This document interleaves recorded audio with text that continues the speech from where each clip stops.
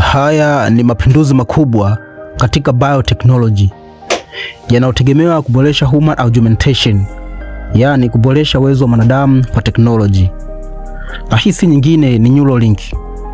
Hii ni teknolojia inaunganisha ubongo wa binadamu na kompyuta kupitia chip ndogo inayopandikizwa kwenye ubongo wa mwanadamu.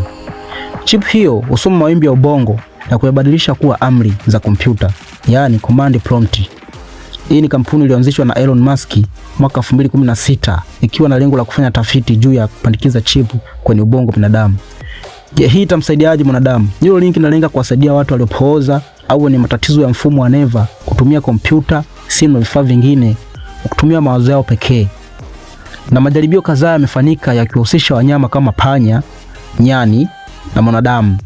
Na mnamo mwaka 2024 mgonjwa wa kwanza aliyepooza alipandikizwa chip hiyo na akaweza kutumia kompyuta kwa mawazo yake. Je, programu hii imefanikiwa?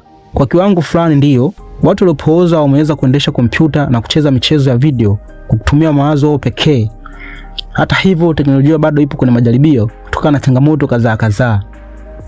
Baadhi ya sehemu za kifaa zilihama ndani ya ubongo wa mgonjwa aliyefanyiwa majaribio hayo, jambo lilosababisha changamoto za kiufundi ambazo bado zinaendelea kufanyiwa maboresho. Athari zinazoweza kutokeza kutokana na kupandikiza chip hiyo ndani ya ubongo ni pamoja na maambukizi kutokana na kuweka kitu ambacho sio sehemu ya mwili wa binadamu ndani ya ubongo, matatizo ya upasuaji wa ubongo na wasiwasi kuhusu usalama wa taarifa za ubongo na faragha ya mawazo ya binadamu. Je, ni kweli programu itafanikiwa? Wataalamu wengi wanaamini Neuralink inaweza kufanikiwa kusaidia wagonjwa waliopooza. Hata hivyo, matumizi makubwa ya kuunganisha akili za binadamu na teknolojia bado yanahitaji miaka kadhaa ya utafiti na majaribio.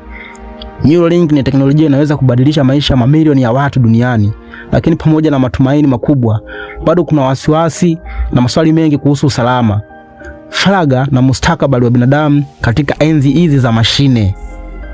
Thanks. This is Neuralink.